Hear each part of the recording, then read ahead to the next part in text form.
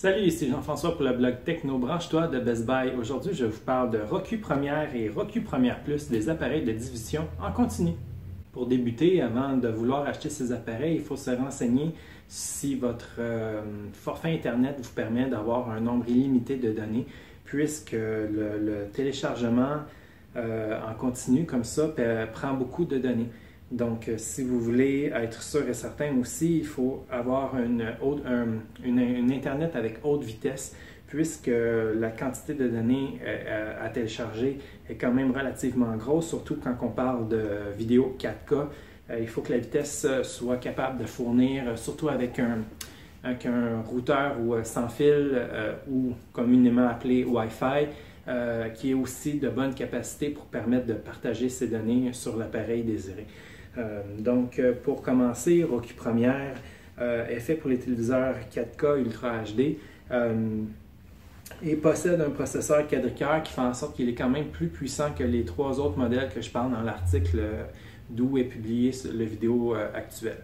Donc, ce qu'il y a à savoir, c'est que la configuration est quand même particulièrement facile. Il ne suffit que de brancher un fil HDMI ultra haute vitesse qui n'est pas fourni dans la boîte, ainsi que dans le Roku Premiere Plus, et ensuite de le brancher au téléviseur 4K de votre choix. Bien sûr, le téléviseur 4K viennent particulièrement tous avec des prises HDMI, mais il faut vraiment s'assurer qu'il y en ait, parce que peut-être qu'il pourrait y en avoir que ce n'est pas le cas.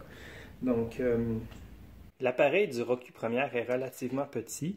Il est très léger, surprenamment. Donc, on dirait même qu'il est un peu de basse qualité, à quel point il est léger. Donc, on peut voir ici qu'il faut absolument un fil HDMI pour le brancher à la télévision. Ici, là, c'est pour le câble électrique. Donc, le contenu de la boîte, ici, qu'on voit qu'il y a les instructions de base, des batteries AAA. La télécommande que l'on voit ici, qu'il y a 4 chaînes, Netflix, Spotify, Google Plus et TED, donc pour avoir accès à ces 4 fenêtres-là, ici, il faut avoir des forfaits mensuels, donc bien vérifier avec ces compagnies-là. Sinon, vous ne serez pas capable d'avoir leur contenu. Et ici, là, le câble électrique. Concernant le Roku Premiere Plus, il est encore plus puissant que le Roku Premiere. Et en plus, là, il est capable, on peut le brancher sur un port Ethernet et il a une possibilité de diffuser sur un routeur sans fil Wi-Fi avec la technologie 802.11ac. Donc, ce qui permet d'avoir un téléchargement clair et limpide là, selon votre vitesse de téléchargement.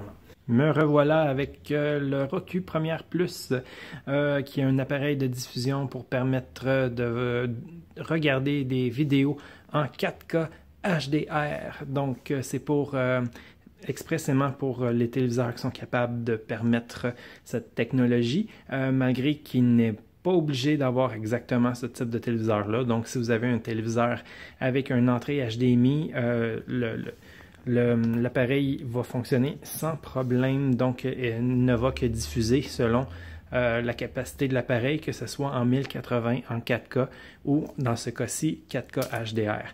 Donc, comme j'ai mentionné dans la première vidéo qui présentait les 5 appareils, ce qui distingue ce dernier, c'est justement le 4K HDR, mais que la télécommande ici peut brancher des écouteurs.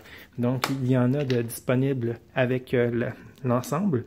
Elles semblent confortables avec leurs embouts ici, mais moi, la couleur me tombe un peu sur les nerfs. Je ne tripe pas nécessairement sur le mauve, donc j'aurais préféré avoir une couleur un peu passe-partout, que ce soit bleu ou rouge, ou tout simplement noir ou blanc.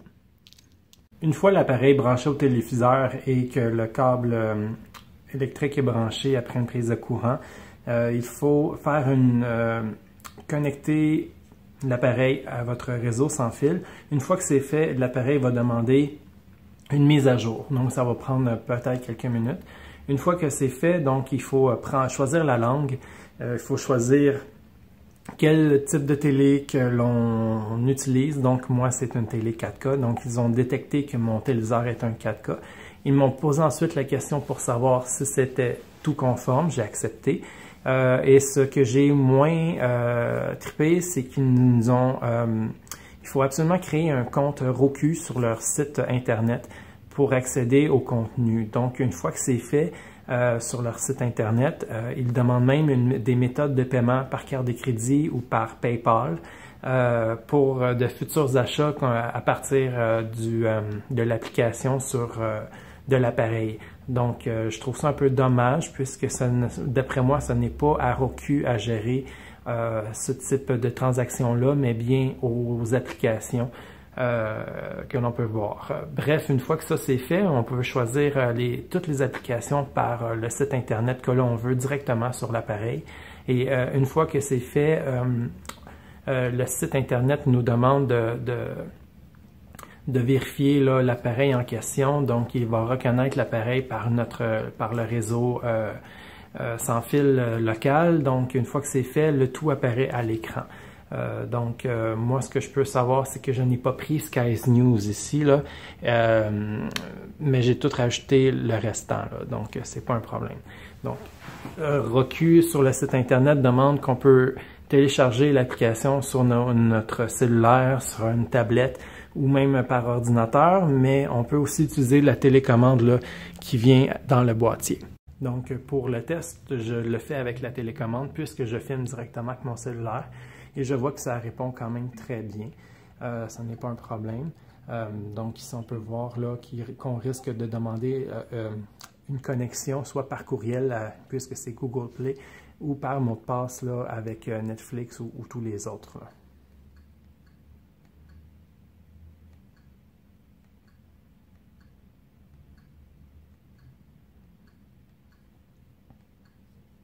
Donc, je vais essayer les boutons ici pour voir si ça va passer de Google Play à Netflix si je le fais ici.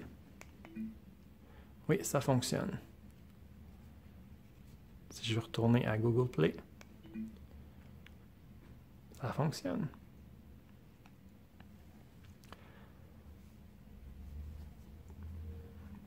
Autre point à savoir de l'appareil Roku Premiere Plus est qu'il y a un port Ethernet à l'arrière, donc ça permet une meilleure stabilité de connexion Internet.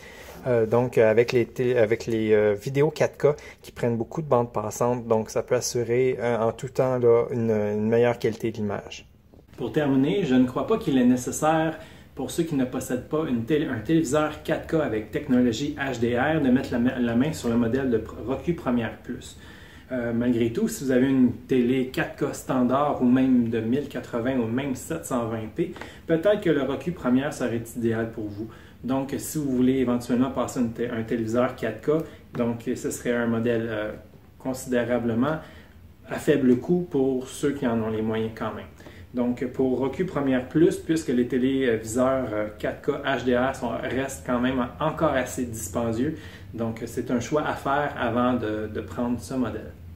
Si vous voulez plus de détails, n'hésitez pas à lire le restant de mon article sur les 5 produits complets des diffuseurs en continu de Roku sur le blog Branche-toi de Best Buy au blog bestbuy.ca. Merci, au revoir.